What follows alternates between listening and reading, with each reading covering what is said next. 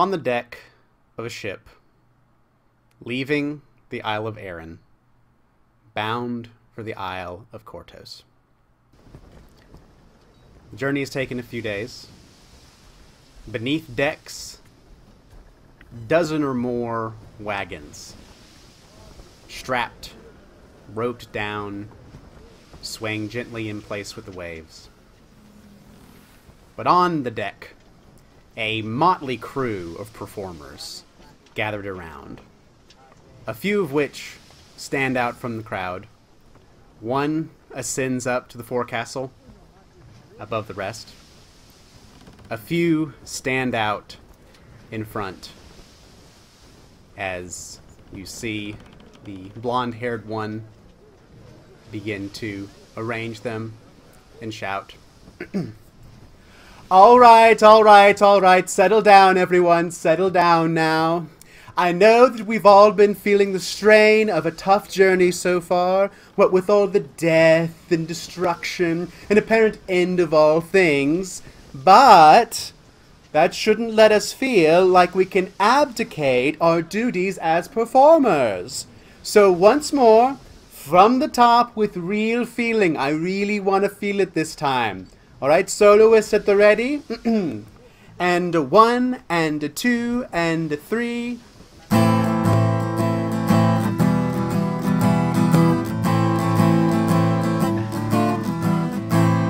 Go and fly the canvas high, tell your folks and passerby the wayward wonders come to dry your tears and turn your frown. Though no place we can call our own, never do we feel alone. So come and throw our dog a bone, the circus comes to town. Victor, you're up first, so don't blow your top this time. Lost the love so fierce and rare, I came to hurt, but she did spare my life, and now I deeply care for her family here. Though pity's gone, we soldier on across the waves to lands beyond. It's time to sing a different song and burn away the fear. Go and fly the canvas high, tell your folks and passerby the wayward wonders come to dry your tears and turn your frown. Though no place we can call our own, never do we feel alone. So come and throw our dog a bone, the circus comes to town. Beautifully done, Victor, but a little too hot on the end. Watch your pitch. Now, Fidget, you haven't been with us for very long, so consider this a sort of mini re-audition. Whenever you're ready, dear. I was living in a bog when this troop came through the fog. My life had been such a slog till they discovered me. Now I perform for laughs and thrills, and I hope that I always will. My fireworks will surely kill, but not literally. Go and fly the canvas high, wail your folks and passerby the wayward wonders come to dry your tears and turn your frown. Though no place we can call our own, never do we feel alone. So come and throw our dog a bone, the circus comes to town. Solid B plus, Fidget. Still can't understand half of what you're saying, but you seem to be a crowd favorite. Now, Cubby, my good boy, take us home.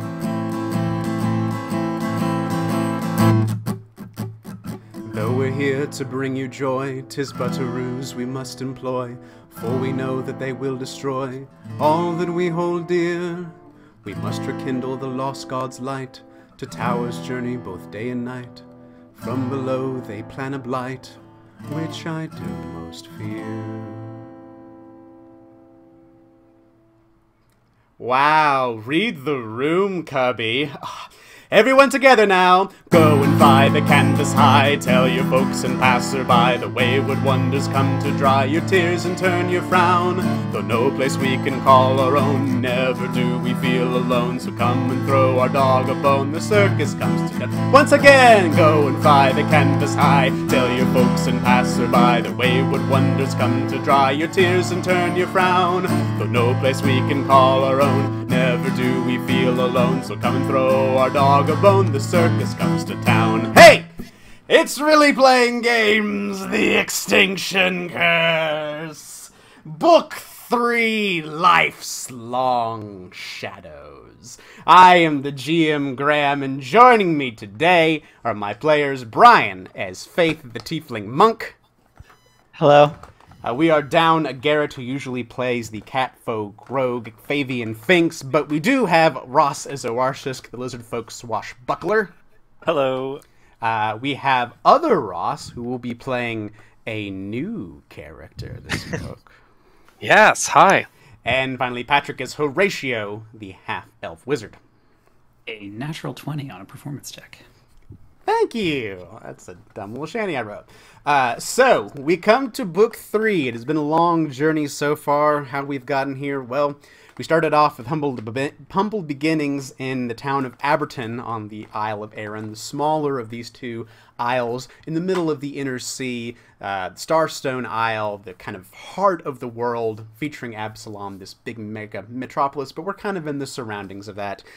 You're this traveling circus breaking off from the Celestial Menagerie, this former circus you were a part of, and have slowly discovered that you are part of some destiny, some big overarching hero thing to maybe save the world or something. I don't know. There's this thing called the Extinction Curse, which apparently is going to slowly consume these isles, and eventually maybe the rest of the world, who knows.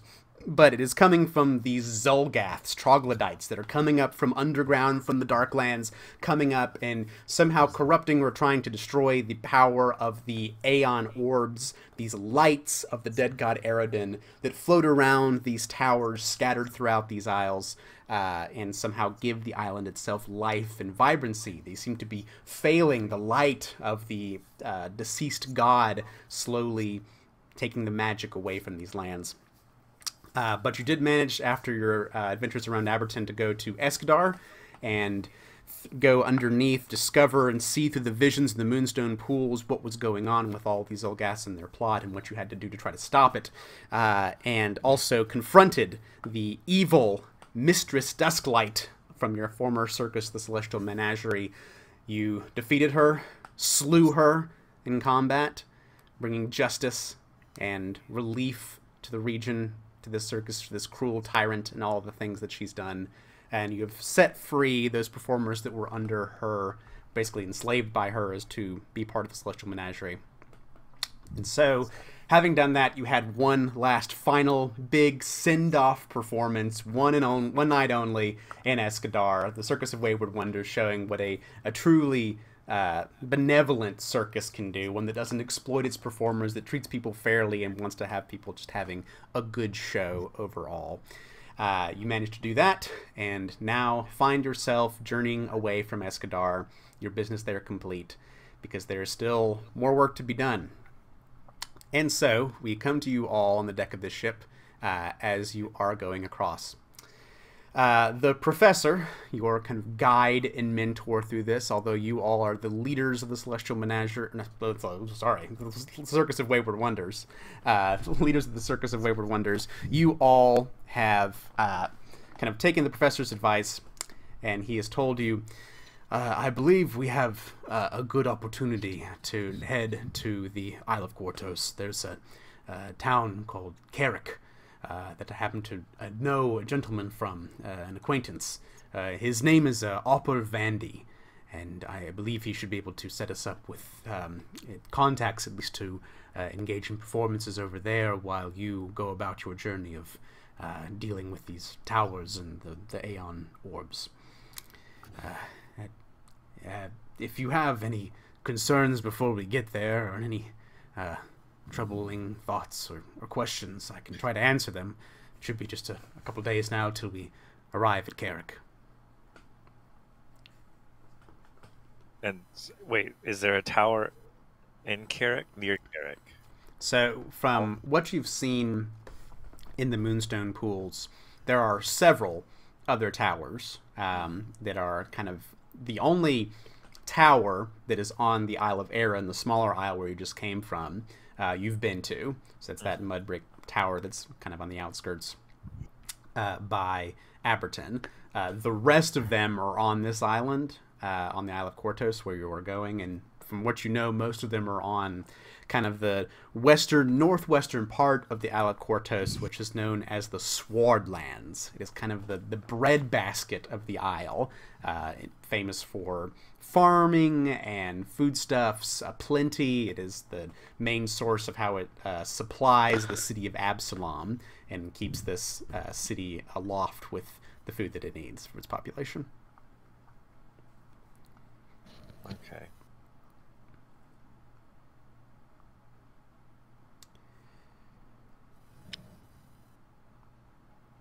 So, any other concerns? Horatio has told us that we wanted to go to a place too, right?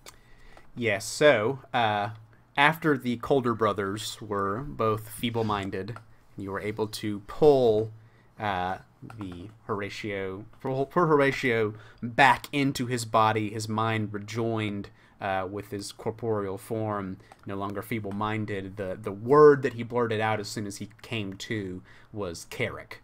And thinking that is where you will find the next link of the Colder line, because apparently Marion had some destinies, some mysterious powers, oracular powers that were pushing him and his associates to do this thing. Hey, we really need you to stop the Extinction curse, because if it happens, there'll be way too many dead people, and we can't handle that. So we need to Too much paperwork. Exactly. There's just too many people. They're going to traverse the roads of the dead. So we need you to, find someone else to keep this prophecy continuing. I want to add that basically the entire time, Horatio has been complaining about having to go to Carrick. God's fucking damn it. I can't believe it's fucking Carrick. Carrick. Does Horatio complain a lot? No. Horatio's actually usually pretty upbeat. Easy going. Pretty... Yeah. So this is out of the ordinary. It's not... So it's out of the ordinary. He seems a little... He definitely seems different since, Marion. Obviously, I think it's How long has this voyage taken? So it's taken a few days, which on the calendar brings you to Sunday 20th of Cuthona, 4720, when you will be arriving in Carrick.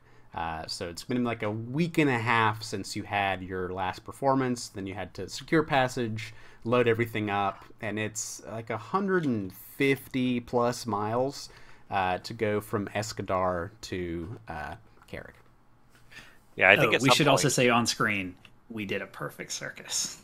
Yes, there was a little mini session we had last time where we did the circus, the final performance in Escadar, and it was flawless victory, critical success on the circus, giving you a good payout, and the professor explains enough additional funds for him to kind of secure passage on this ship, just exclusively for your circus. You're not sharing the boat with anybody else.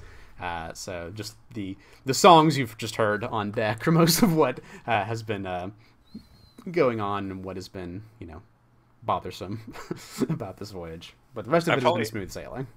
At some point during the journey, then, I think I would have, or somebody would have asked Horatio why he is so frustrated at Carrick. It has been a few days. I've just been there before, and honestly, kind of wanted never to go back. I might have left Carrick and come to the circus. Just hopefully. Well, do you have a lot of bad friends there? Connections that we should watch out for? As in, do I think it's gonna come back and bite us in the ass? Probably not, to be honest. Just... yeah. Okay. Not my favorite place.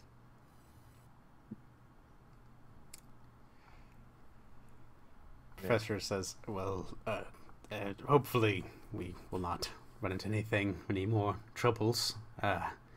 But I feel pretty confident that you all can handle whatever life throws at you.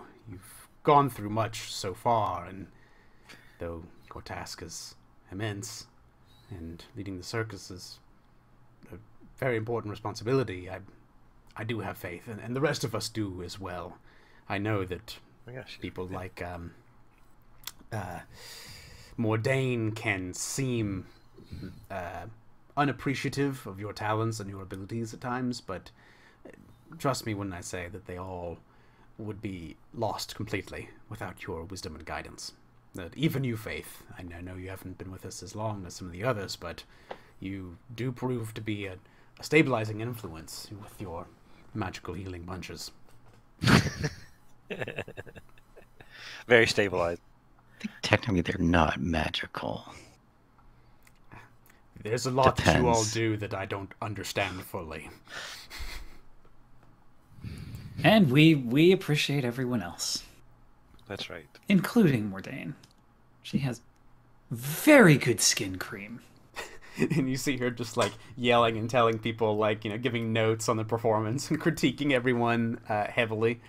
But they all, the overall morale is decent here amongst the Circus of Wayward Wonders. Though Cubby does seem a little distraught, a little, rough journey being a little beagle dog over on the boat for so long. But he's, there's a lot going on, very big, overarching themes of doom and destruction that, sometimes gets a little dog. It happens. Can't blame him. Yep. So, if there are no other questions or queries before heading on to Carrick? Let's get it over and done with. All right. So, a few days' journey passes, and before you can see the large port of Carrick come into view. There are numerous docks. For the size town it is, it's a very large port. You can kind of see as you're coming down the verdant passageway, these green, picturesque roads, this idyllic countryside and farmland. That the port of Carrick stands, large openings, several ships moving about it, sailing vessels, galleons, smaller vessels, barges, all manner of ships. You are slowly coming in to the port, and after the process of a few hours, the ship manages to dock itself, and the dock hands and workers, the roustabouts from your circus, begin the long and arduous process of unloading the ship and unloading the wagons and preparing everything to disembark. Now, as that happens, you all see that there are two figures that begin approaching down the dock to meet you as you disembark. Through the bustle of the town docks, a distinctive figure appears. He is a human, of medium height and middling age, with thinning salt and pepper hair swept back from his brow above bushy eyebrows, thick mutton chop sideburns, and a neatly trimmed mustache above a smooth, shaven chin. He wears the somber, formal garb of a solicitor or an undertaker. The small flower pinned to his lapel is a sullen shade of purple. His eyes sweep the crowd as if searching for out someone, only to alight on you, and he immediately smiles and raises his ornate walking cane in salutation. He approaches you and says, "You must be the professor and the leaders of the Circus of Wayward Wonders, am I correct?"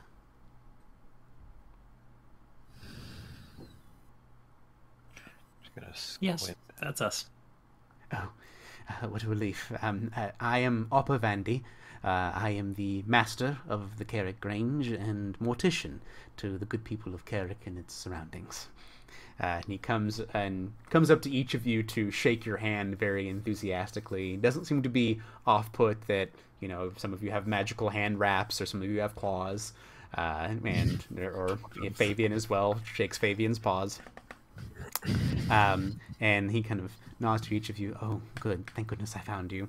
You see him kind of take this little handkerchief out from a pocket and begins dabbing his brow with it. Oh, yes, I am relieved. I had word that you were coming, and the word had reached me from Escadar, and as head of our local agricultural association, I thought that a traveling circus in the area would be wonderful for both the economy and morale of the people here in the Swordlands. Times have been bad enough lately, and the chance for a little good, wholesome fun might be just the thing to put the spring back in people's step. Ask him how he had heard of us. The professor kind of leans over. I have met Mr. Vandy once before, and knew he was well connected here in Carrick and in all of this part of the Swordlands. And since we needed to travel here, I thought he was the man to go to. And Vandy says, "Yes, the courier, the letter reached me not too long ago, and I am glad of it. So I taken the liberty to provide arrangements for you to perform here. We are planning on having you set up here in the market grounds. They belong to the Carrick Grange, the association of farmers here around the Swordlands, and I've arranged for it to be let out to you for the price of 5 silver a night, provided you are able to purchase your supplies and labor here locally. And I think this arrangement would really benefit both parties, benefit us, and we'll have entertainment here, much needed, and you as well as a convenient place to perform, if this is amenable to you, of course." I mean, I think we don't have any other options at the moment. So, I mean, I guess you can tell him that that's probably fine.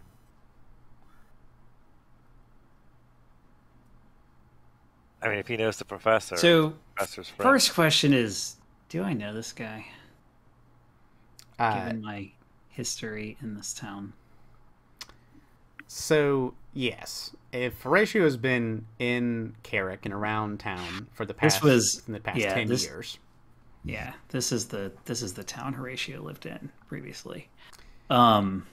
So, yes, you have heard and probably seen around town, maybe not met officially, Mr. Opera Vandy.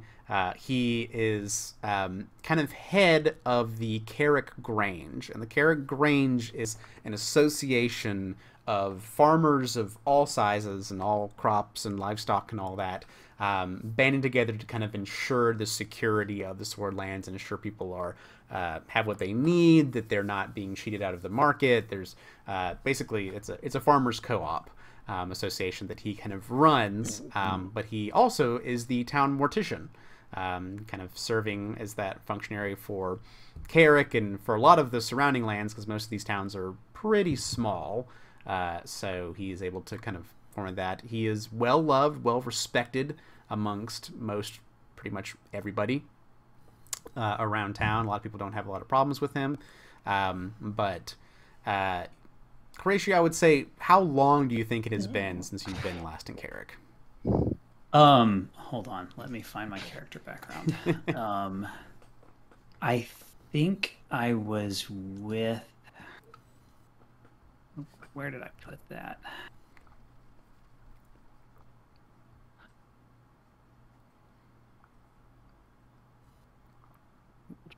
To tell me how to do things. Them role-playing notes. So I think it has been a couple of years, because I left here, went to the Celestial Menagerie, and then I think was with the Menagerie for a couple of years. Okay. Does that sound right? How long was Marion with the Menagerie? If you remember, Ross. I think you were there first. Yeah, I think so. And I never specified, I don't think. Okay. Say a couple of years. Sure. So since you left a couple years ago, you know that before that, and kind of local knowledge of what's going on around Carrick and around the Swordlands, there's this general sense that things aren't as good as they used to be. The weather's not as gentle. Harvests aren't quite as good. There's something up. People aren't quite sure what's going on, but there's this general, over the past, generation or so, people slowly have noticed things aren't as, bountiful here in the Swordlands as they used to be. So there's a bit of unease in that. People are still going about their lives for the most part, but there's certain things here and there that are kind of, there's Turpin Row, which is a big logging community, and there's a logging consortium that kind of controls that area, and they can't quite harvest. The trees aren't growing back as fast as they used to. There's, lands of the northeast, they heard they may have some problems and some overgrowth, some blight in it. And you also know that being from this region, that kind of a unique characteristic is there are Shuni. There's a community of Shunis in the northeast, which are these dog folk that are kind of around here and kind of unique to this region. So just an interesting thing that you've known about Carrick from your days past. But as far as when it comes to Opera Vandy himself, during all this time, for the past 10 years, he's been in this position as kind of master of the Grange and mortician. Okay. Can I do an accounting lore check to see if I think he's fleecing us with this 5 silver a night? Sure. Let me see here, ratio. No, so critical success on your accounting lore, that is dirt cheap. It is a pretty good deal for a circus now of your renown and your size to just only spend 5 silver a day, and also with no kind of strings attached to it. There's no other agreements that, if he's just offering the 5 silver a day and just, buy your stuff around here, you have to kind of shop locally anywhere you perform anyway. If you're buying supplies, it just makes sense for you to buy them wherever you're performing, help the local economy out. So he does seem to be making a good deal for you. As you're kind of sizing him up and down, he looks Opera Vandy says, "Oh, I'm sorry, I'm being rude. You are meeting family here." He kind of steps to the side, and revealing behind him, Ross, if you would like to describe what Edward looks like. Behind him is really the best way to describe him is seedy. Like, he doesn't look like... He looks like he's been on the road for a good few hard weeks. Long,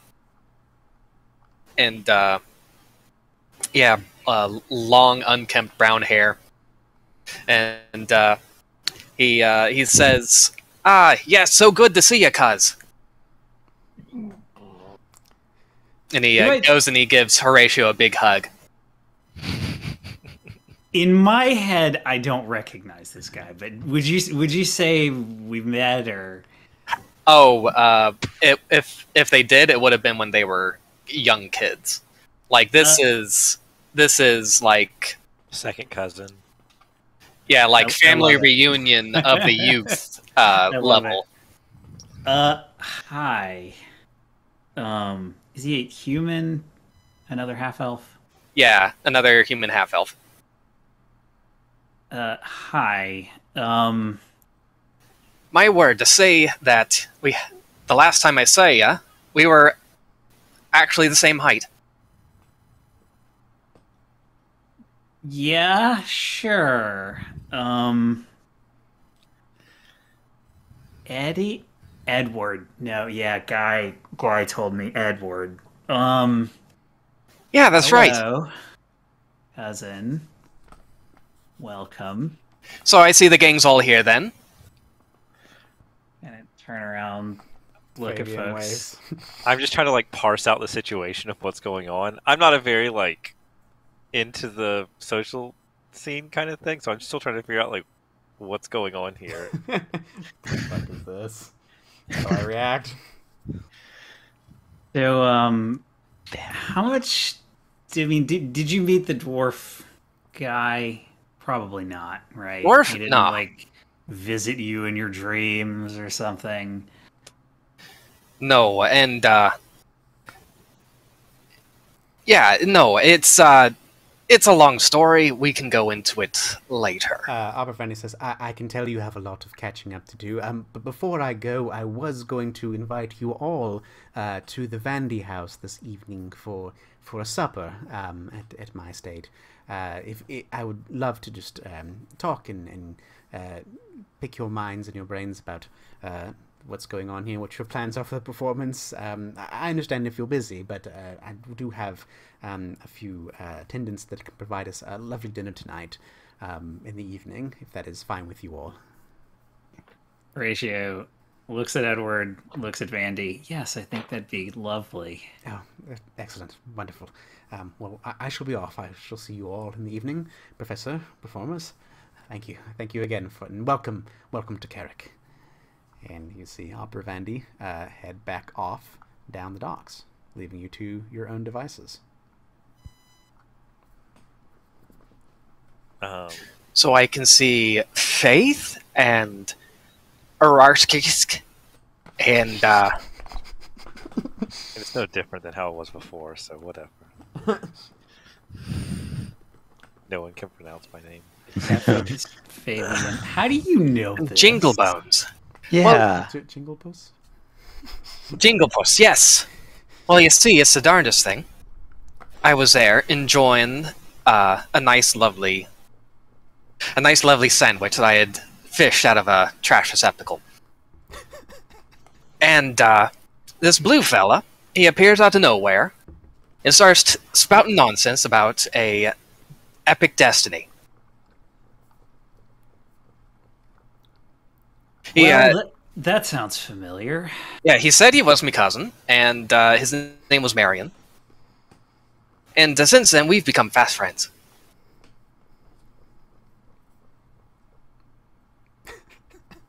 Hey. Yes, I know there was a whole thing about the cat lady and, the curse, but, yeah, this is a whole new situation. What is going on? Do It's you... It was pretty unclear to me what this soul-binding thing meant. Oh yeah, it's super Do weird. you have my brother's memories? It's a little bit more complicated than that. Tell you what, let's find some place a little bit more discreet.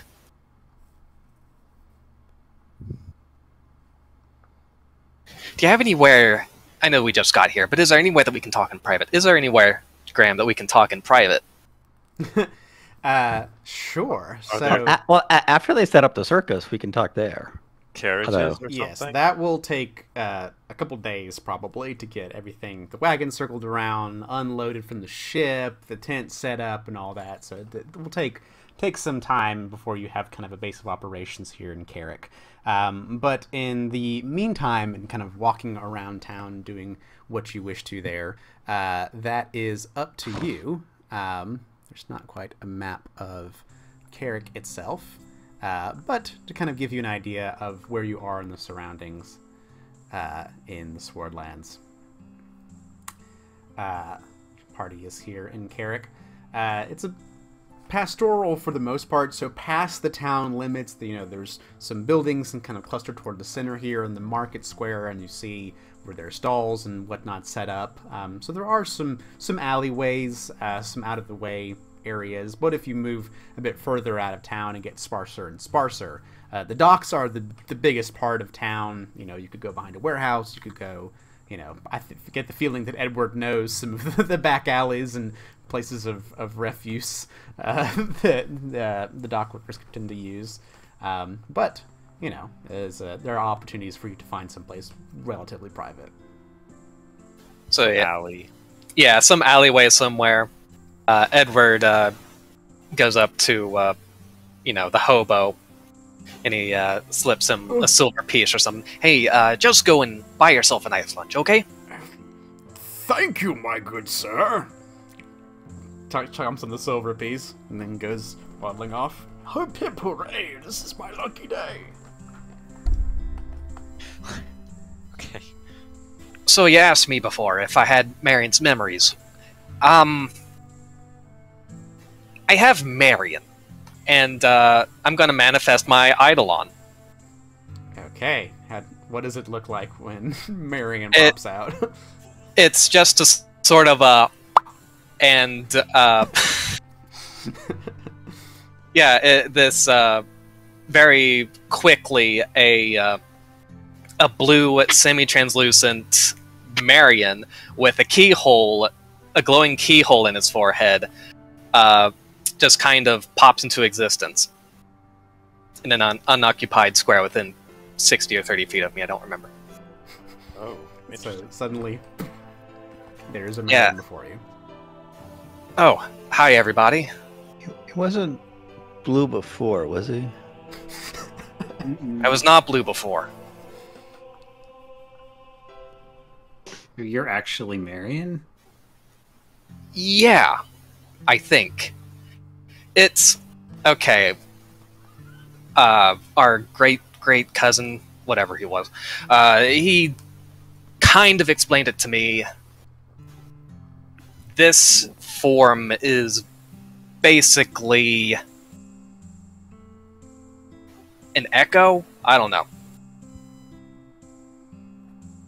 I think he said specifically that this is a phantom and it's made up of my personality, some of my memories.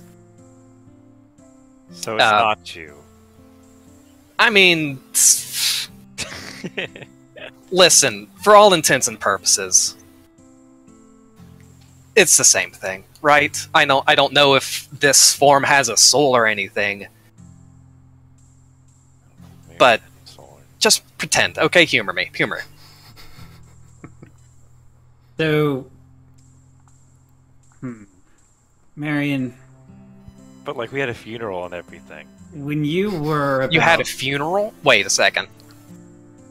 didn't we? He wasn't. I wasn't still dead. alive. Yeah, so the weirdest thing about this probably that's right. is that, like, a catatonic Marion body is still on the ship. Oh, okay. Yeah, he didn't get killed, he got feeble-minded. But apparently okay, enough of the memories and what makes Marion Marion was able to transfer somehow into the Eidolon of Edward. So scratch that and just say, but I just saw you on the ship. Different Points to than the you are ship. now. Spider-Man. like the- Still actually alive? Okay, so I think it kind of goes like this. They basically cut out all of the parts of me that weren't attached to either of the curses affecting me. Like, you know, I had that curse where I saw the ghosts. I don't see ghosts anymore. That's gone. It's very quiet. Wait. I love it. Do you not see ghost? I mean, like, look down.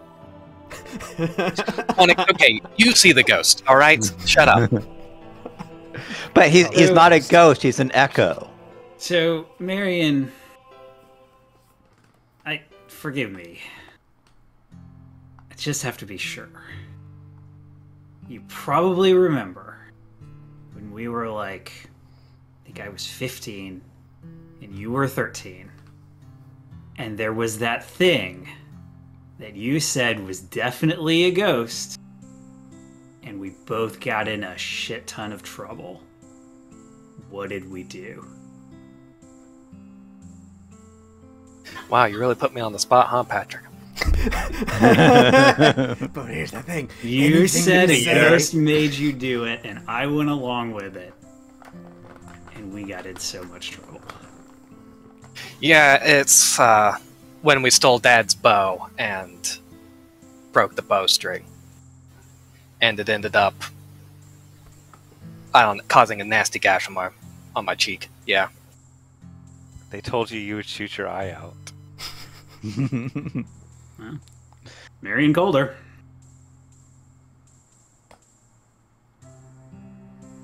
So yeah, we all happy? I'm not. Well, I'm happier, but no, it's still...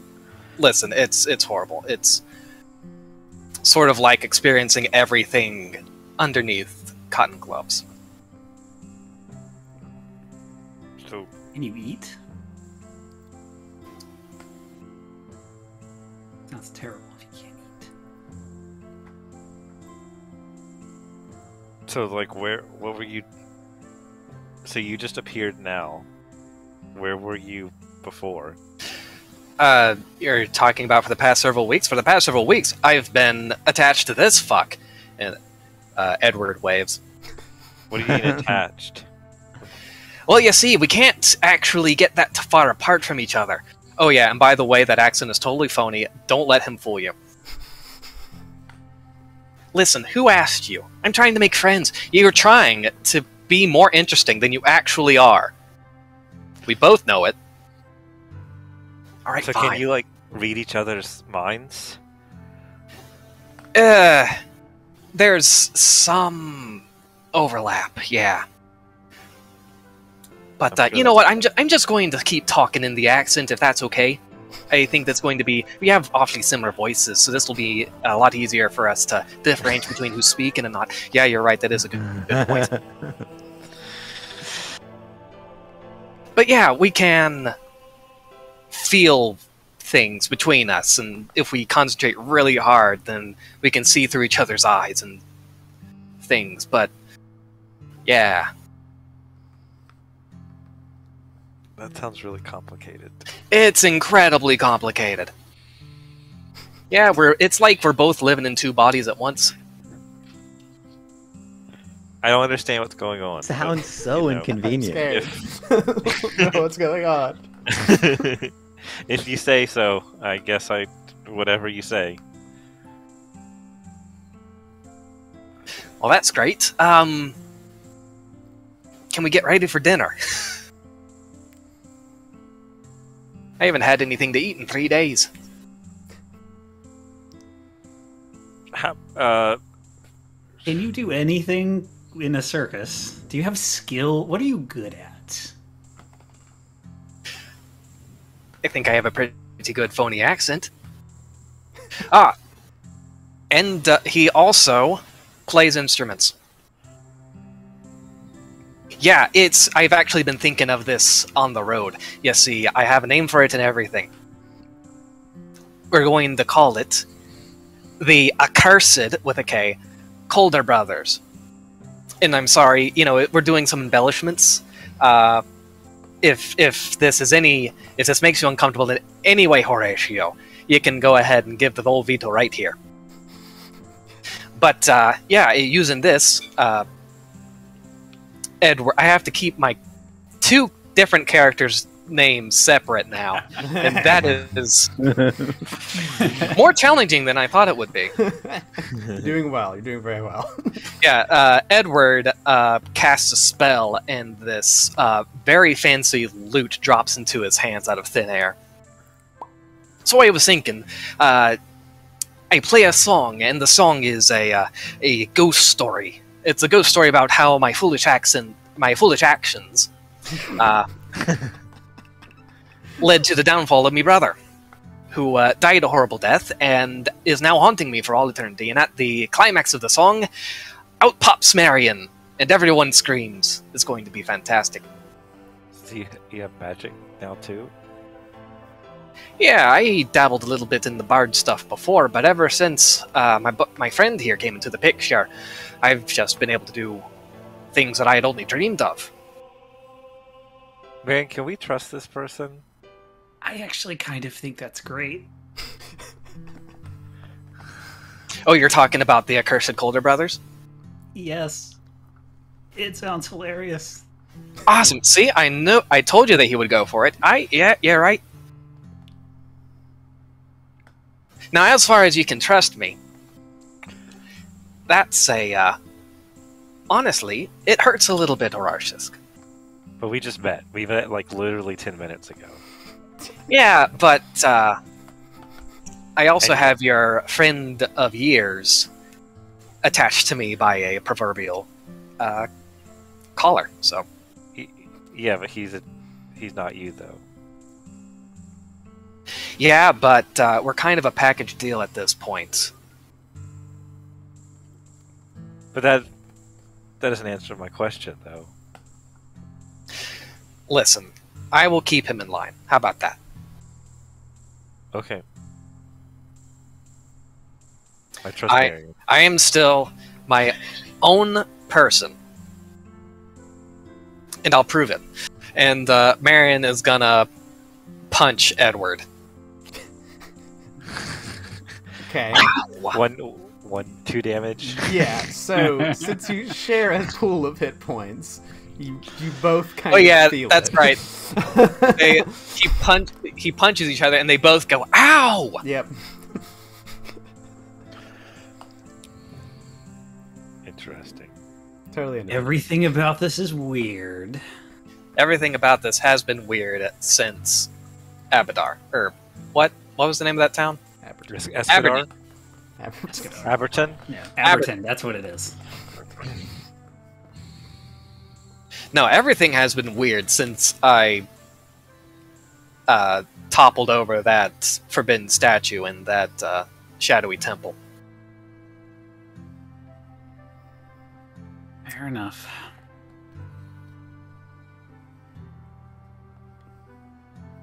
So do you just like go away to somewhere else and then come back sometimes?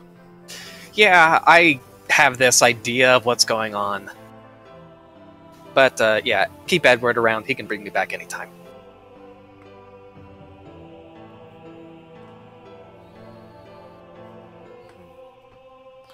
Are we good? Yes? Can we all just agree that this is super weird, and I'm probably never going to have a corporeal body again, and I'm still trying to make my peace with that, so as any of my friends could make that transition a little bit easier on me, that would actually be a very big help.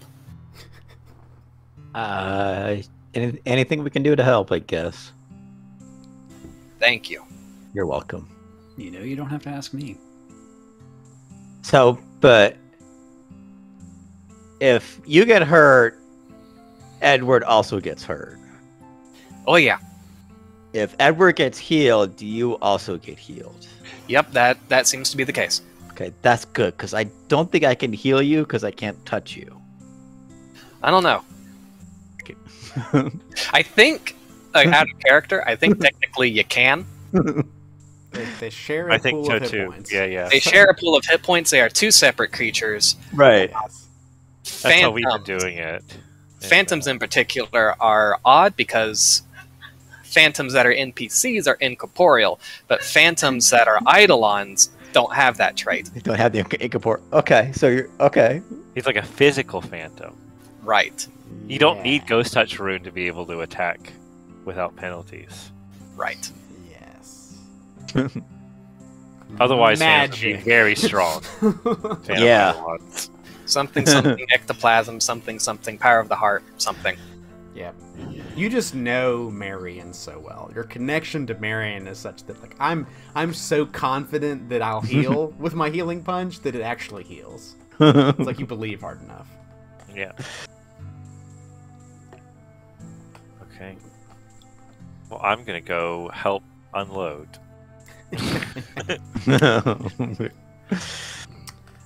Yes, well, Oh, go ahead. I guess it depends on if there's dinner soon. So, So you do have a few hours before it would be dinner time. Opera Vandy didn't give you a specific time to meet at his house, so called the Vandy House. So if there's anything you wanted to do before then, you have a few hours to do so, or if you would rather just fast forward to the evening, up to you. I'm just gonna help unload with the what are the rigging people called? Oh, the Roustabouts. roustabouts. Thank you. Mhm. We can just help the roustabouts. Sure. What about the rest of you? I don't have anything in particular I want to do. Alrighty, just getting acquainted with these folks and the surroundings, although you know a decent amount from Marion. Yep. Faith or Showing Horatio. off Marion's new glow body to everybody in the Check circle. this out. So if you go around and show everybody, hey, that's kind of Marion, but this is also Marion. And then the Eidolon appears and everyone's Wait. Is it rude to show Marion though? It seems like is it like crossing your own timeline? Yeah, Well, it just Phantom, seems kind of like if he's not ready to confront that. Phantom Marion hates corporeal Marion. It's like the ghost and the zombie from the same person, right? The ghost is like, "What the fuck are you doing?" And then, Yeah. you know, Marion, just the corporeal version, is just kind of just sitting there. You know, occasionally will like slip from the chair a little bit.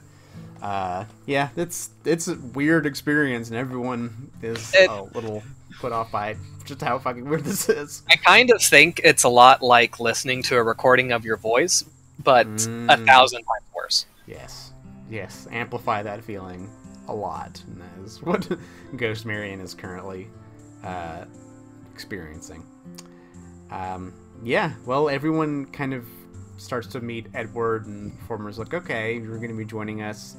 Everyone is trying to use the idea, isn't quite sure what to think at this point, but a begrudging acceptance. Being in the circus, new people come all the time. Speaking of which, you do have some additional performers, just as a reminder, with what you have now at your disposal, and people who have come aboard since you've kind of, liberated them from the Celestial Menagerie. There's Axel, Dwarven Throwers, Elysia, the Featherfall Five, the Flamboni Sisters, Mordain, Victor Volcano, Fidget, the Smoke Dragon, Aves. You have the Majestic Mistdancer. You have a full-ass Pegasus that's still, coming around, was occasionally flying alongside the ship on your journey over here. Evora and Gigi, the half-orc, and her mammoth companion. And then Fireproof Flynn, who was with some Sadie and some of the others there that you liberated. Flynn decided to stay aboard, stay on as a performer here at the Circus of Wayward Wonders. So we don't seem to have a shortage of performers. Yes, you have a decent amount now, and of different levels. When we get to performances going forward, I have a few little tricks up my sleeve and some things to kind of help speed things along as things get a little more challenging here. But you're still managers of this circus and can start thinking about potentially putting on a circus show in Carrick. It is kind of up to you when you wish to try to pull the trigger on that. Is there enough of a crowd in Carrick to put on a show? Yes. So it's probably not quite as big as Escadar, but close enough. And also they draw in a lot of the farmers from the surrounding regions. So there are other towns, and I will say that being from, or having lived in here, Horatio, you can kind of point out some other places that are potentially, close by Carrick. So you have the road going north out of there, which is known as the Verdant Passage. And that leads up north to the town of Matten Cleave. There's points further north there, but that's kind of the next town along the way to the north. On the east, you have a pathway going there, a farm track that leads along the Husna River over here. That's the river going down here, and goes over to the crossroads. It's kind of a crossroads area here. And then there's some roads heading down there. There's like a mining town down this way known as Arbo, and then you continue further south from there. You will get over the Ear River, which eventually flows into Potter's Lake, and eventually you get down to the town of Stump, which is over here. Stump. Yep. And then I live in Stump on the shores of Potter's Lake. Yep. And then kind of making the loop further down from Stump, you get to another farming town with lots of barns called Caw Shacks. And then there's the road down further from there, either going further to the southwest, you reach the town of Castanley. which does come back up the road, eventually heading back toward Carrick, or you can go down from Cawshax to the town that you know of, Turpin Row, where some logging is down in that area. You do happen to know, given your past relationships and something you did back in those days, that there is a really nice distillery outside of Turpin Row as well. A little pathway heading toward it. I probably did their accounting, or some of their accounting. Yeah, some freelance accounting, you know. But yeah, you start to get into the Immenwood, which is the largest forest cluster here on the Isle of Quartos, and kind of goes all the way further southeast of the Isle to the city of Absalom itself. So those are kind of some major landmarks and towns that you know of around here, and probably given Horatio's background, what your knowledge of the around here is. Where's the closest tower? So the towers, I'd say they're enough of a landmark and they're visible enough to the average person living around here that you know of them. You may not know the best pathways to get to them, but you know that outside of Castonley, down to the southwest, there is what is known as the Life-Root Stone. Further off to the east, past Turpin Row in this forest, there is the Old Forest Tower. And then to the north, kind of just outside of Matt and Cleve, there is the Wellspring Tower. So in the local vicinity, there are 3 different towers. I imagine they're kind of like that tower at Lake St. Clair that they tore down the power plant. You drive and you see it from like miles away or whatever. Because like, you know, people don't build skyscrapers in this place, right? So like everything's pretty flat. Yes, so, and like, most of these are up on a rise in the land or on hills, so they are noticeable for a long ways off. It's just, you know, people don't usually go there too often. And Horatio, even a couple of years ago, people were kind of staying away from some of them. You know, there's the Wellspring Tower.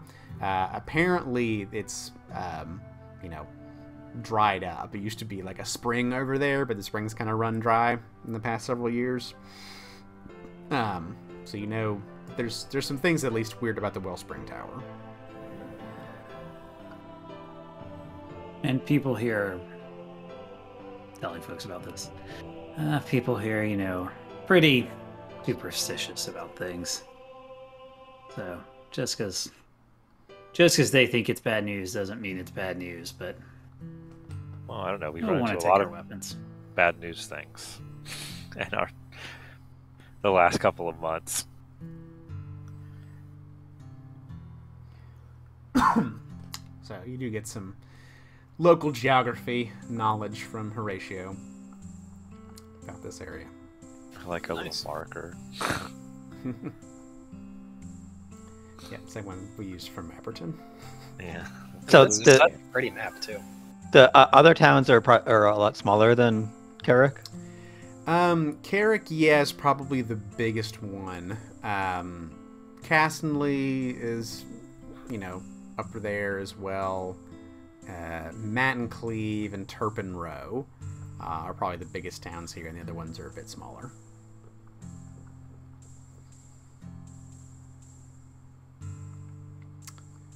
Okay. Well, if there's any other things you want to know about the area, or if you're ready to go on to the evening and the dinner at Vandy House. So what's a shoonie? What is a shoonie, you ask? Oh, I'm so glad you have said what is a shoonie, because I believe I have some art here to show off. Yes, So if anybody here it character is. dies and they know what Here you ancestry go. they can pick These next. dudes, these lovable little dudes. I They cannot are believe you pug resisted. folk. I cannot believe you resisted the urge to play a shoonie, Ross. Yep. I had the ironic reversal for Marion, and I had to take it. Yes, look at these. Look at these little dudes. Oh my These god. little guys. Quick, everybody make backup characters. Everybody make Shoonies right this instant. They are farming pug folk. I mean, like, I'm gonna play a Shuni when I can play a Leshy. Oh. Fair. Mm. Yeah, Although, wait, if you guys all play Shuni and I play Leshies, I feel like you'll be chasing me around the whole game. Oh yeah. No, just Fabian. Look at that. Look at that guy. Wow. Yep. So those are Shoonies. Wow. Yes. He looks very pugnacious. Boo. You do happen to know that there is a town north of the Matin Cleave where if you keep going along there a bit further on, you will eventually reach the town called Fernie, which is where the Shoonies live. Excellent. Yeah. So, kind of mechanically, when we first started, we were in a really small town, and we put on a circus there. You had a cap. It had a cap. Yes. So you're slowly getting into larger markets in different places where people will come here. Overall, the Isle of Kortos, where you are now, is far more populous than the Isle of Arran, where you were, where Escadar and Apatar are located. In terms of size, I actually have another handout to show you, kind of in the broader picture of things, where you guys happen to be. So if you see here, Isle of Arran up there, 1 Aeon Tower, Aberton, Escadar are there, and then you have the rest of the Isle of Kortos, which is many scales larger.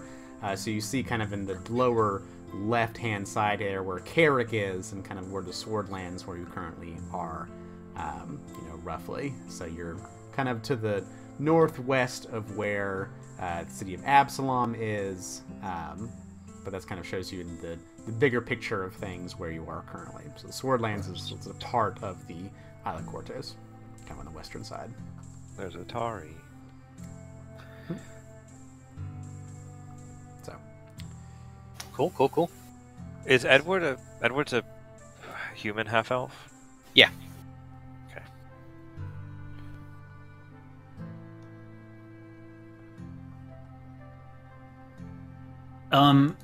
Can I do a gather information about sort of the general status of the town? Yeah, just see if there's any interesting... How are things? I'm gonna go ahead and make a secret diplomacy check for you, Horatio. Obviously, I suspect, given what we know, farming's not doing so great recently, but... Yeah, you kind of get the gist that still things are not great in that regard. Not much has changed there or gotten any better since you last were here. There's... you get a little bit of a sense from people talking around town and maybe talking to some of the people, because it's very easy to find people to talk to as they see this circus start to set up in the middle of town. The hubbub starts to generate, people are starting to kind of talk and point out, so very easy enough to talk to folks. Things are all right around here. There have been some, people dying as of late, like a few unexpected deaths kind of around Carrick, around the other towns in this area, that just kind of are adding to the general ill feeling, the unease of the residents of the Swordlands. But they all seem pretty, at least curious enough about a circus and willing to see what this is about, kind of as a nice distraction.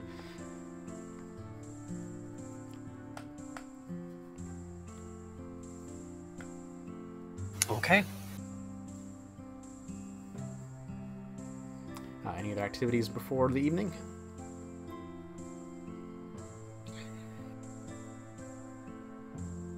Nah, I don't think so.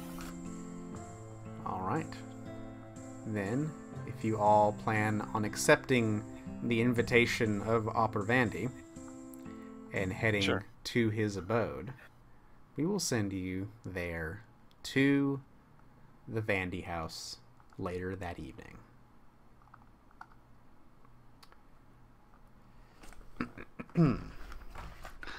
Check the door for traps. Oh. I will say, we're on a grid. Very metagame wise, I'm really nervous about the fact that he doesn't have art. Opera Vandy? Yes. He does. He does have art. Oh, he does? Okay, great. Yeah. Then he's not immediately dead. Although Bort had art and he immediately died. So well, that was not. the plot twist. Yep, there he is. Ooh. Dapper motherfucker.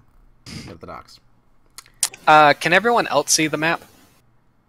Did you scroll? Yeah, I can see it. I cannot.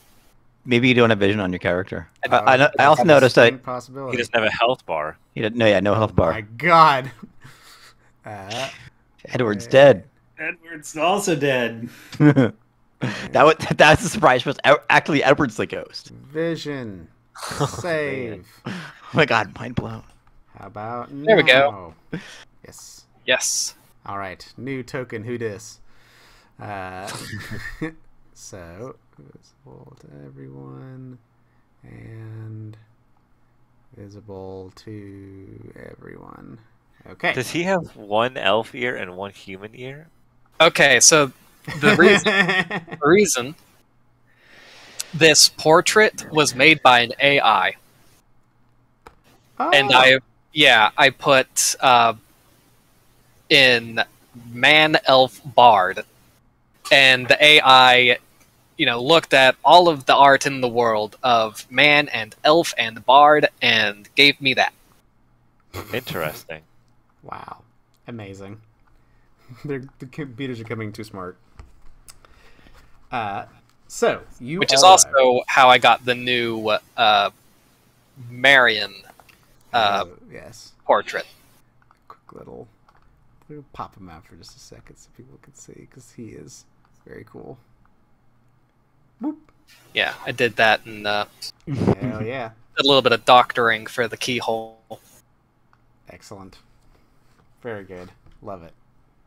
Huh. All right. So, this is a home of obvious wealth, constructed of red brick with white granite accents. Wooden shingles cover the roof between 3 tall brick chimneys. At the roof's peak is a weather vane in the shape of a cockatrice. A path of crushed gravel leads to the front stairs as well as around the house. Wide stairs rise to a porch between stately inset windows. The base of the stairs is flanked by a pair of decorative stone urns, from which grow small plants, and a stone font is set into the wall next to the front doors. You come to the front doors of the Vandy house.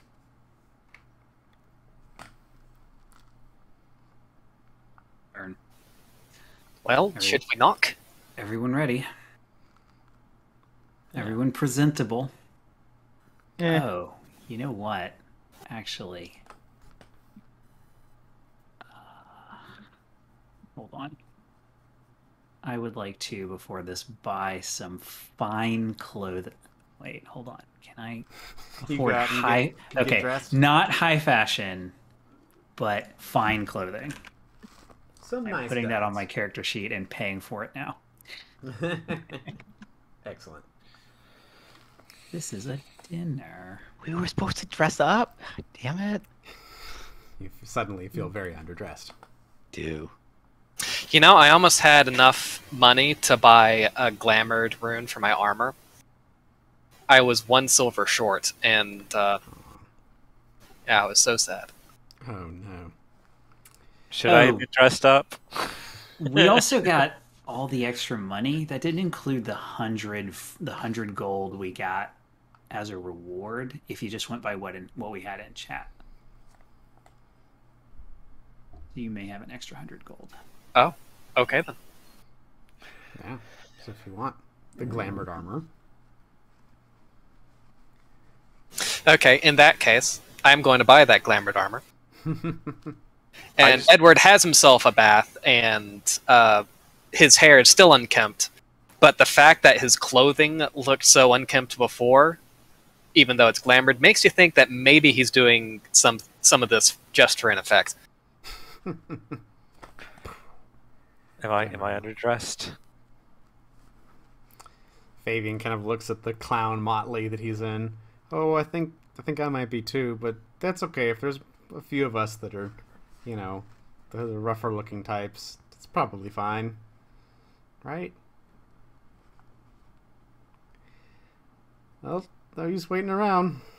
Okay. At the front door, it's a cherry wood double door with elaborate glasswork and a wide fan light above. There is a bell pull beside the door that you see kind of hanging down from a little rope beside. And then there's also a little font. It's like a little basin of water with these engraved holy symbols around it, kind of at the front door as well, on the porch.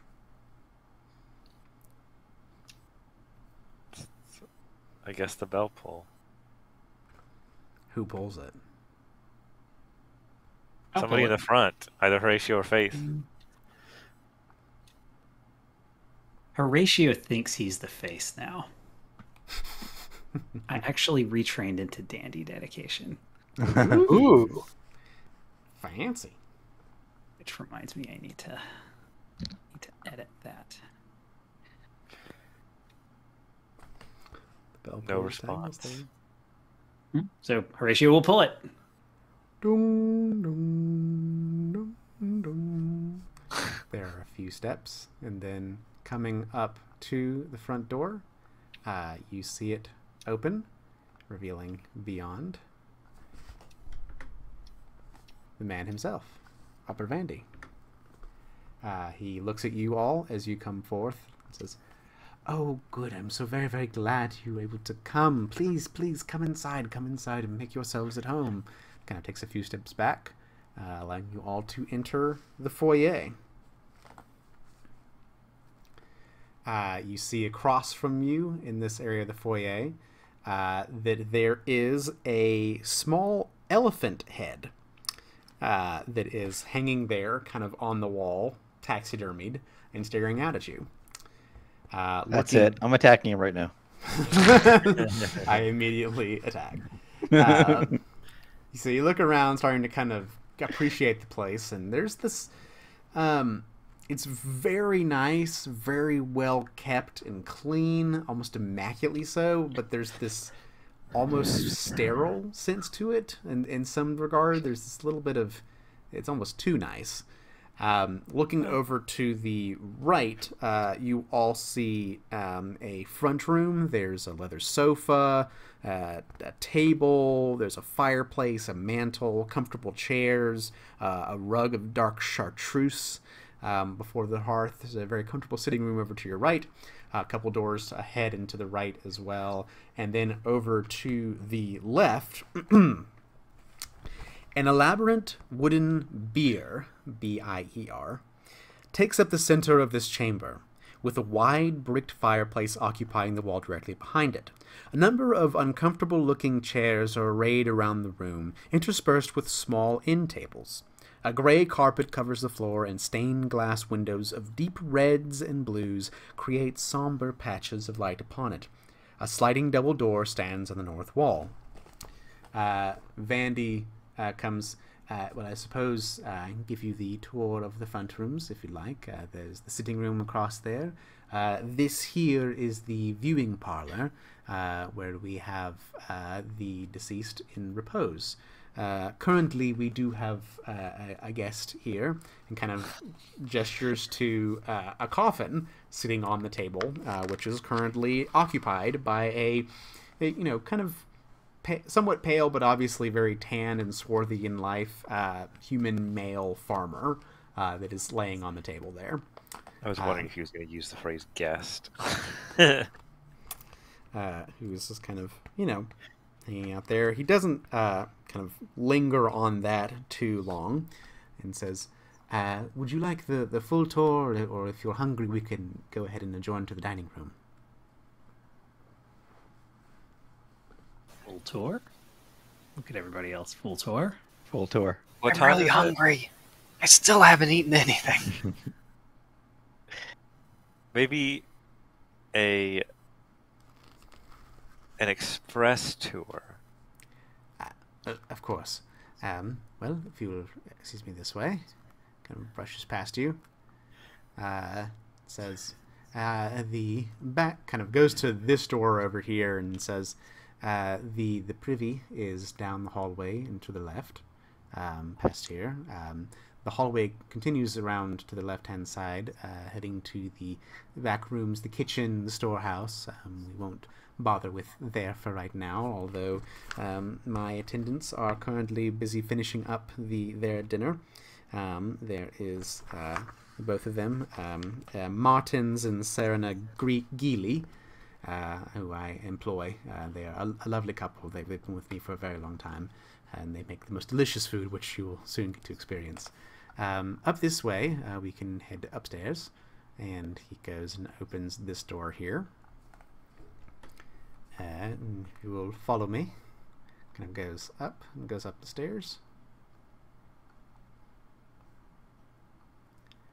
And so I will take you all upstairs.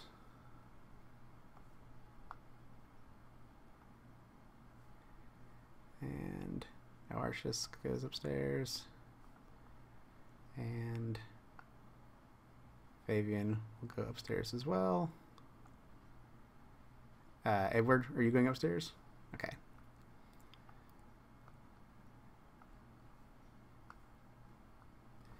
So, you head upstairs, and Opera Vandy says, here, and he kind of opens this door immediately to his left. It says, this is where I keep my office, where I conduct most of the business and running the Grange, and also my business here as mortician of the town and its surroundings. There are various bedrooms around for those who I offer a service for those who wish to be in attendance and vigil over the deceased. So I offer numerous bedrooms around here. There's another privy upstairs directly behind me. In the other direction there are various chambers for whatever else those taking vigil might wish. The perch is behind you, Horatio, in the opposite end of the hallway, but the rest of them are bedrooms up here. If you wish to open any of them and look inside, by all means, but... I'd like to look at the perch. Sure. You open up the vigil perch over here. Kind of look, and you can kind of see over here, there's a single chair and side table sit before a bay window. There's a candle resting in the windowsill. And so the window kind of overlooks the front door and the pathway up to the front door. Opera Vandy explains, I ask that those sitting vigil always have someone here at all times in case there are visitors at the wee hours of the morning and late at night who wish to come visit the deceased. It's a lovely home you have. Thank you very much. Yeah, I've been here for some time, coming here, originally learning the trade from my father, and then setting up shop here, and I have been here quite some time, the past decade, I think, since as the leader of the Carrick Grange. It is an honor, truly it is. I do care deeply for this community. Well, if there's nothing else you'd like to see up here, I suppose we can head back down and begin our dinner. How does that sound? Yes, absolutely splendid. Thank you. Sure. And he leads you all back down the stairs.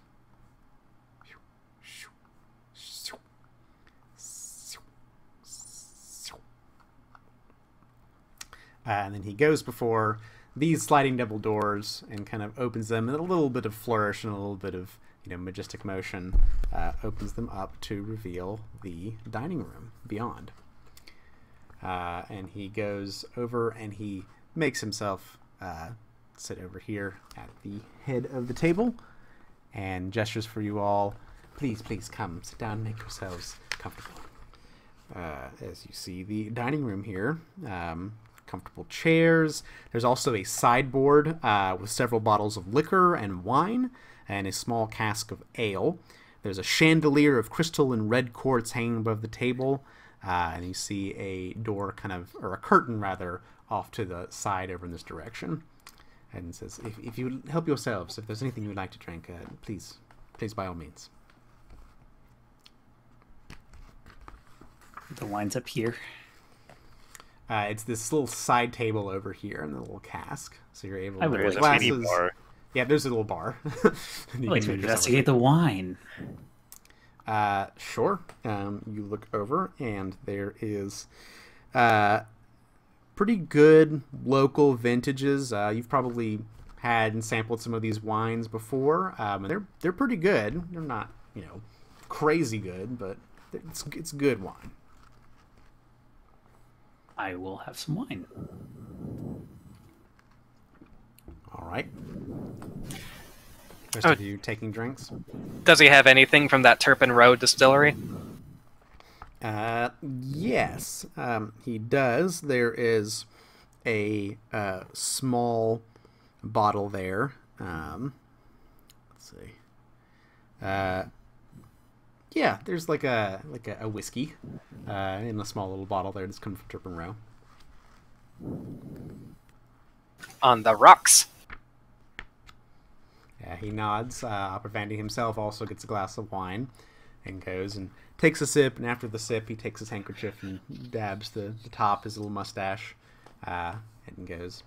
After a few moments of getting into your drinks, the curtain brushes aside, and with several trips, you see these two humans, an older couple, simple farmer folk.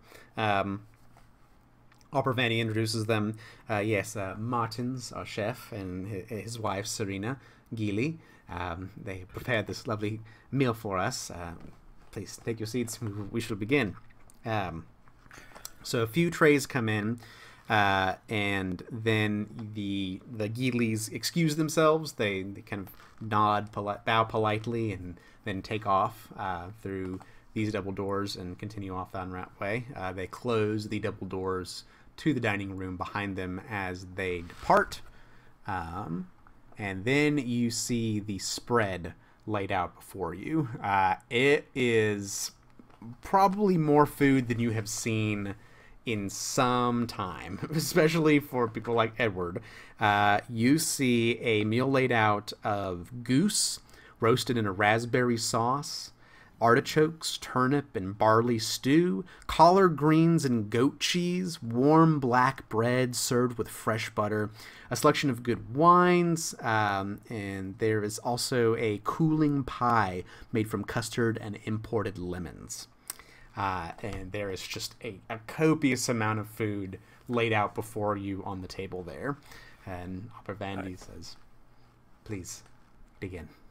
I expect, I had seen leftovers or such a thing from Mistress Dusklight or something like that. Maybe she'd had dinners with people and coming in afterwards saw stuff. Yeah, you've never seen the before. You've only seen the after of meals like this. Because she would never dream of giving anything like this to any of her performers. Yeah.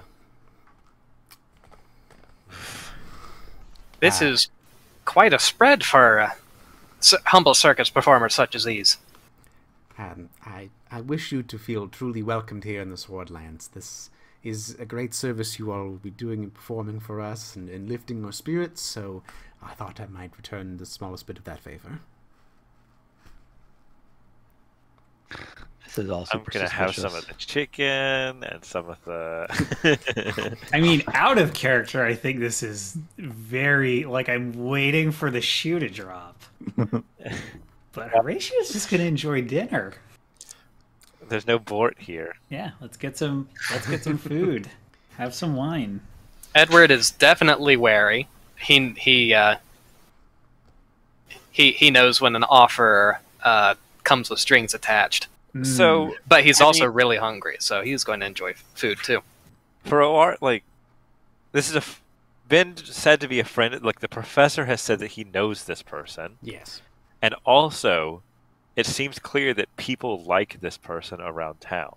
Like, this is a well-respected person.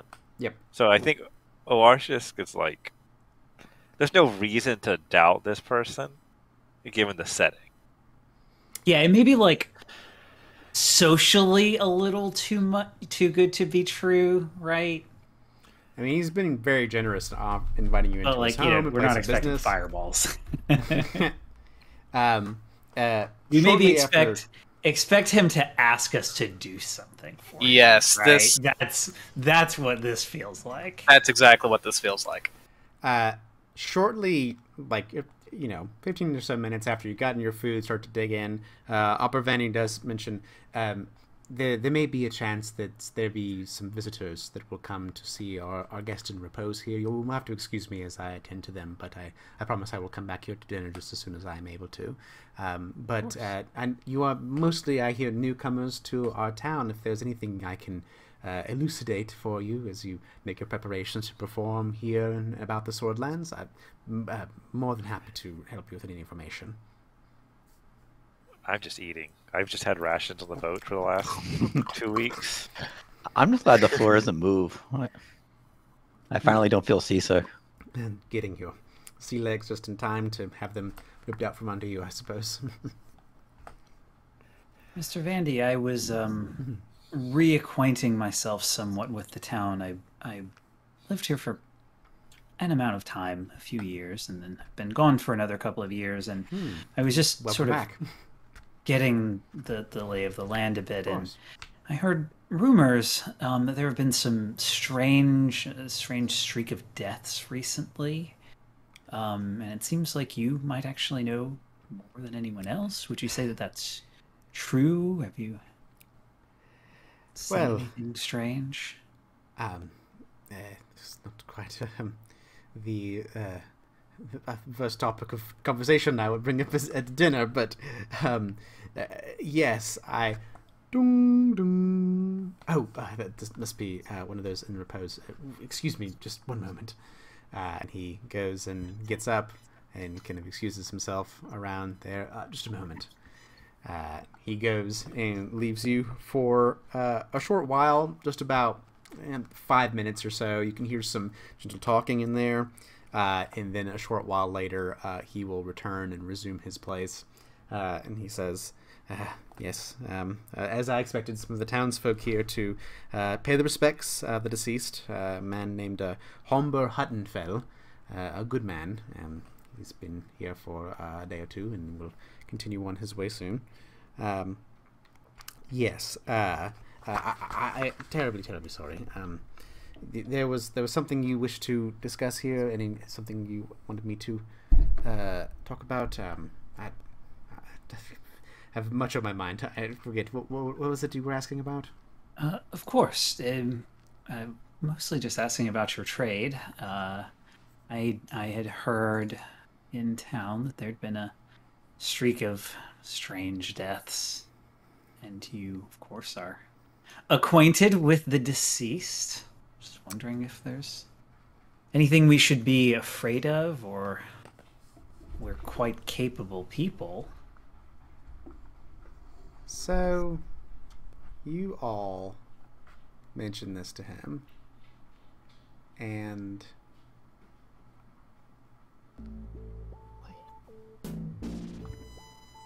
the mood at the table palpably dampens as Vandy takes a moment to swallow a bite of food, while apparently lost in thought, his face marked by previously hidden lines of worry and exhaustion. You have all been such fine company, he begins, and I am so thrilled that you have brought your circus of wonders to the good people of Carrick Grange, but I suppose I must level with you. You have heard times have been hard of late for the sword folk. The Grange has come together to try and ease everyone's suffering as much as possible, but the weather has been poor and the crops aren't growing like they used to. There's lean times ahead, I fear. But that's not all. There's things happening at a much more personal level for me, yet that also seem to be afflicting my friends and neighbors. So you should probably know the truth of it. I think that I'm being haunted.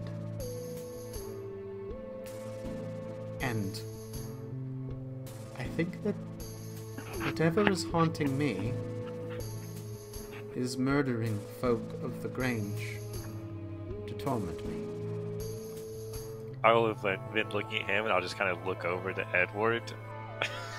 It has brought me to the I'm brink of despair. going to look at Marion. Marion's not here right now. I'm going to look at where I think Marion is. A space just behind Edward. Like, Basically, yeah, I'm looking like right behind Edward. Ghosts? Yeah, I think we all probably turned to look at Opera Vandy continues. It has brought me to the brink of despair, and I admit that I find the thought of your wonderful circus a welcome distraction. Truth be told, though, I doubt it will help in the long run. Even with your circus here, I fear the hauntings and the deaths will continue. But I find in your company that you are much, much more than simple circus performers or business managers. You have in you the stuff of heroes, I believe. So I can't help but allow myself to feel a little bit of hope. Hope that you might be willing to help.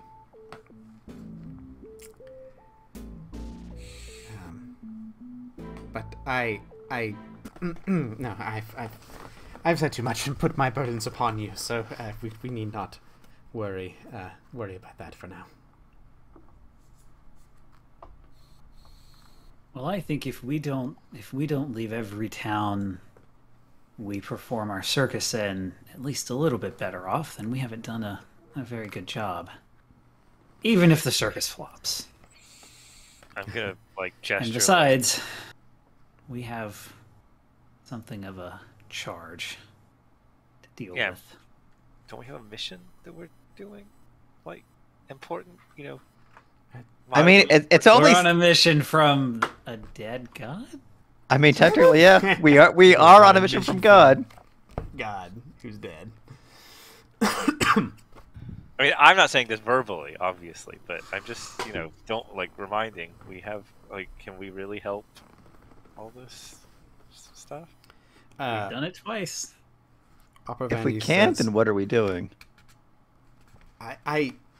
If there's something you are intent on doing here, perhaps I can help. I do know much of the Grange and its surrounding areas. So, let's start with the simple. Why do you think you're haunted?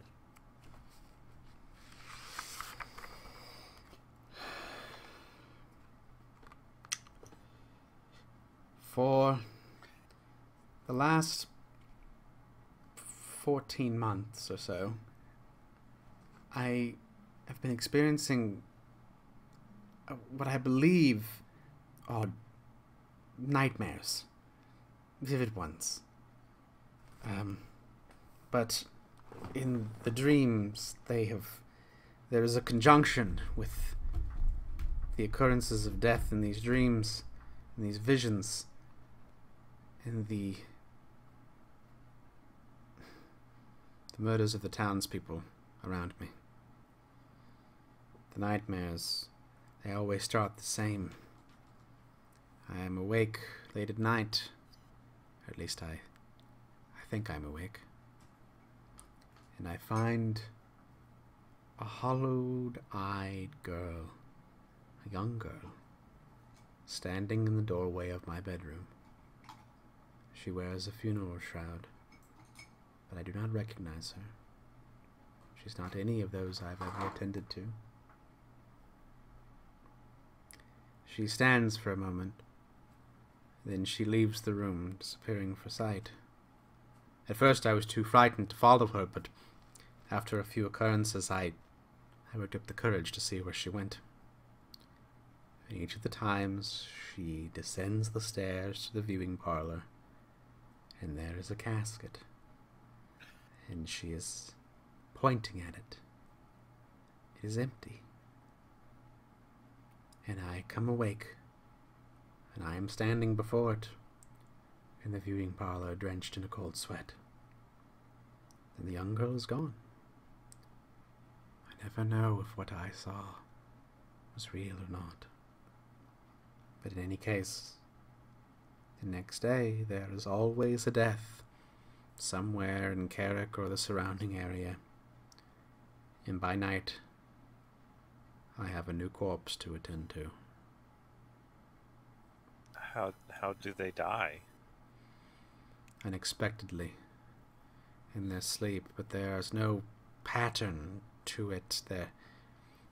They're all ages, all walks of life, some ill, old, some young and healthy. They die unexpectedly in their sleep. No injuries or anything? Never any evidence of foul play. But I've never told anyone of these visitations.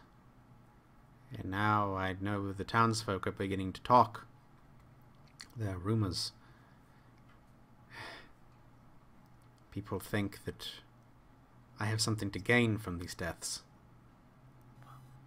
But no, I just have this sense of guilt that somehow these visions, these nightmares, that somehow I'm causing it. I would never do anything like this to hurt the people of the squad. I care too much for them. I'm at a loss as what to do. I've considered going to the local priest, but the Grange already has the stress of the harvest, and I fear that a loss amongst the clergy of confidence, it could cause an economic collapse among the members at a time when they're already so vulnerable.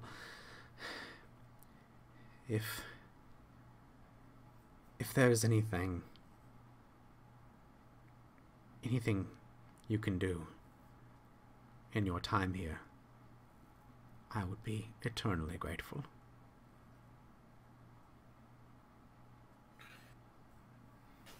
I think we can do something. Can we? I mean, after all, at least two of us know something about being haunted. You do? Oh, it's Providence, then. Experts on hauntings, that you could... Expert has taken it a bit far. We are experienced with haunting. I see. Well, experience can often count for much. Does this sound familiar in any way to me? Is this a known attack method of some horrible monster? Or my first thought was that, oh, someone has dreams at night and they can't remember something, and then suddenly he's dead. But he's a werewolf.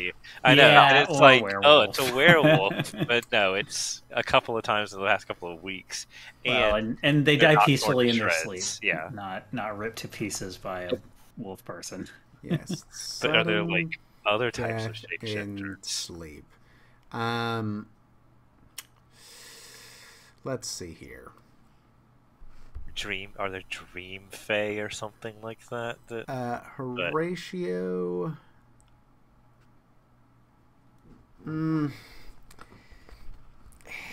Nothing jumps out at you. You think for a second. Yeah, them dying in their sleep. That may be somewhat of a clue, but that there's no pattern to it. That, Opera Vandy has these nightmares, and then this happens. If the connection is him or not. There's a lot of questions left to be answered. Potentially, there's clues to be had for Hi Bilbo. What's going on here? But no concrete conclusions can be made. Simple thing. Can I cast Read Aura on him? Is he magical? Which means, is he cursed? All right. Read Aura. So, you try to read the aura, and as you do the somatic and verbal components of the spell, Opera Vandy doesn't seem to put up any suspicion or worry about it whatsoever. It just kind of lets this happen. So...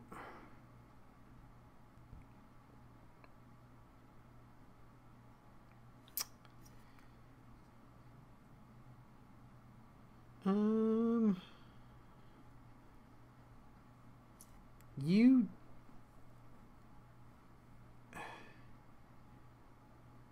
try to look through any kind of magic that Opera Vandy has on him, and nothing seems to stick out at you. No obvious discernible magical effects, or best you can tell, any curses currently affecting Opera Vandy.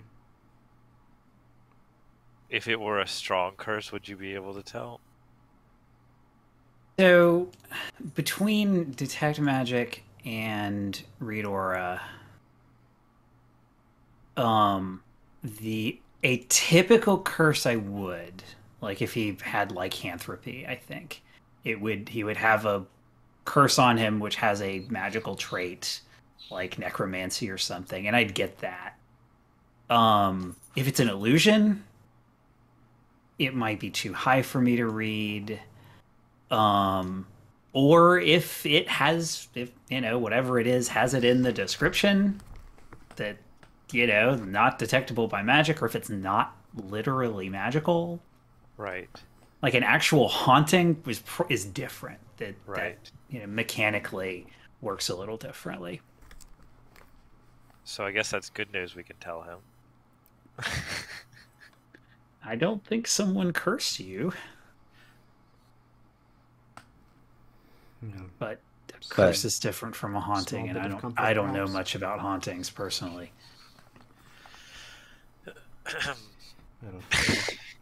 I don't expect any immediate results. You have much business to attend to on your own, and again, any way that I can be of assistance in your endeavors here, please let me know. But how often do the people die? Yeah. It has been several, 2, sometimes 3 a month or so. 2 or 3 a month, and Yes. and then like 2 or 3 weeks apart from each other. Some closer spaced together and some further apart, but on average, yes. I'm not going to say this out loud, but like, not that I would say anything out loud, but what's the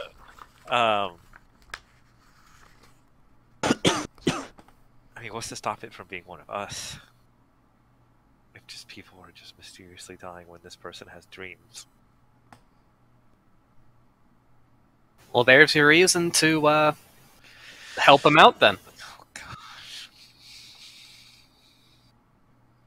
But where do you even start? What do you do? You watch over everybody in town? Like, watch over him. Yeah, watch over him, I think. And we have explorations we have to do. We have to go investigate these towers. Yes, I can provide you directions on the best way to get to those towers, if you have business there. Though I have heard some concerning rumors about those places as of late. I think that's what we're investigating. Yes. Well, there's the Wellspring Tower. The rumors are that the land around there is blighted. The spring's gone dry. They say you have to forgive the expressions and thoughts sometimes of the farmer folk, but they say there is some sort of land vampire drinking up its vitality. It seems mostly superstition, but they keep a distance from the Wellspring Tower. They say that there are things moving in the woods by the old forest tower. They think sometimes from the Imminwood there are fey folk that will occasionally appear, but they don't seem to be, at least the rumors say it's not the fey this time, that something else is lurking within the woods by the old forest tower. And then they say that the statues that are around the life root stone are moving, waking up, as it were. Just like in olden days, there used to be people who would give offerings at the life root stone to prevent the statues from animating and wreaking havoc, but since the offerings have stopped recently, they say, at least the conventional wisdom is that the statues have woken up and are angry. So, blight, creatures, and statues. Yes, but these are rumors and hearsay, so... And mysterious Well, pets. there may be some truth to the rumors.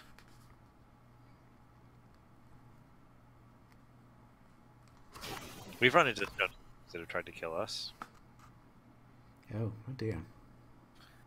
so I guess that wouldn't be a first.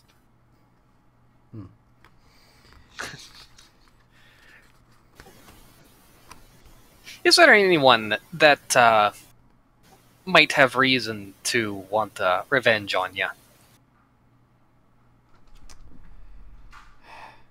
I don't believe so. At least not that I can think of. I've tried to do business honorably and justly with all of those that are around Carrick and the surroundings, but no, I don't think so.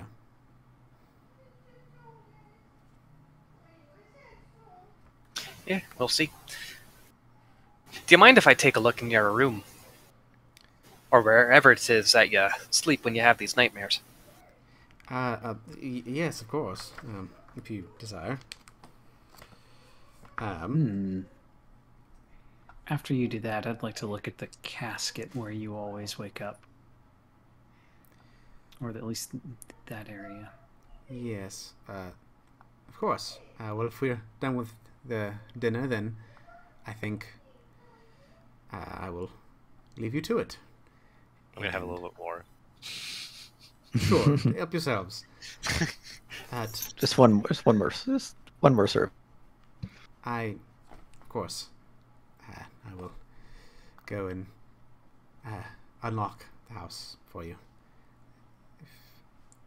Thank you again for trying to help me. I don't expect anything, really, and I would hate for this to get in the way of your business of performing and acting the circus, but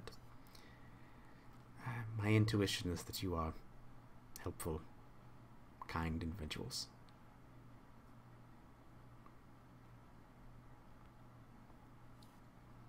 We'll do what we can.